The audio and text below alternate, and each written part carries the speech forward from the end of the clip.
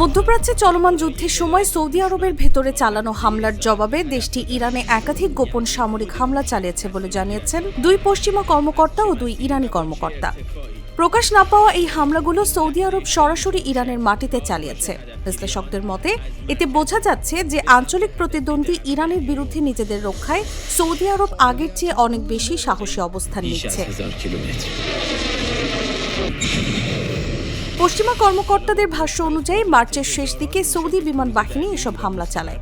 একজন কর্মকর্তা বলেন, সৌদি আরবে হামলার জবাবে পাল্টা হামলা হিসেবে এগুলো চালানো হয়েছিল, তবে হামলার নির্দিষ্ট লক্ষ্যবস্তু কি ছিল তা নিশ্চিত করা যায়নি।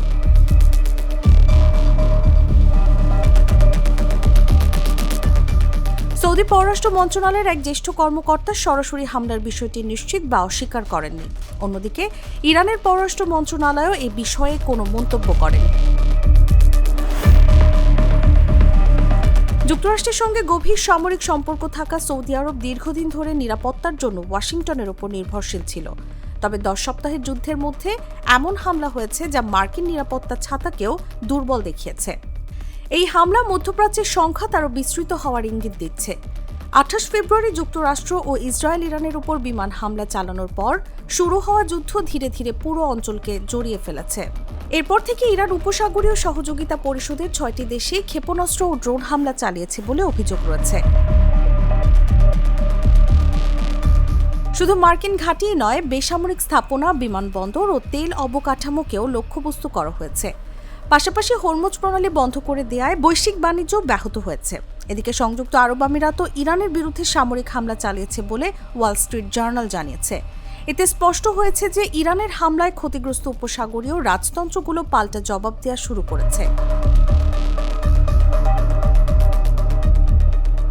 তবে সৌদি আরব ও আমিরাতের অবস্থানে পার্থক্য রয়েছে। আমিরাত তুলনামূলক কড়া অবস্থান নিয়েছে এবং ইরানের উপর চাপ বাড়াতে চেয়েছে। অন্যদিকে সৌদি আরব পরিস্থিতি আরও উত্তপ্ত হওয়া ঠেকাতে চেয়েছে এবং রিয়াদে নিযুক্ত ইরানি রাষ্ট্রদূতের মাধ্যমে তেহরানের সঙ্গে যোগাযোগ বজায় রেখেছে। সৌদি পররাষ্ট্র মন্ত্রণালয়ের কর্মকর্তা বলেন, সৌদি আরব সবসময় উত্তেজনা কমানো, সংযম বজায় রাখা এবং আঞ্চলিক স্থিতিশীলতা নিশ্চিত করার পক্ষে।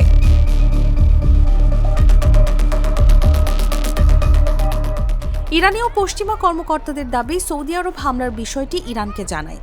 এরপর দুই দেশের মধ্যে ব্যাপক কূটনৈতিক যোগাযোগ হয় এবং সৌদি আরব আরও পাল্টা হামলার হুঁশিয়ারি দেয়।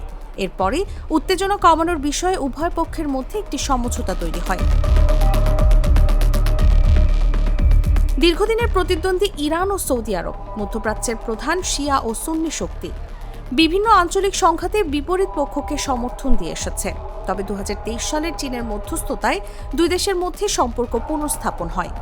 এর অংশ হিসেবে ইয়েমেনে ইরান সমর্থিত হুথি গোষ্ঠী এবং সৌদি আরবের মধ্যে যুদ্ধবিরতিও কার্যকর হয়েছে।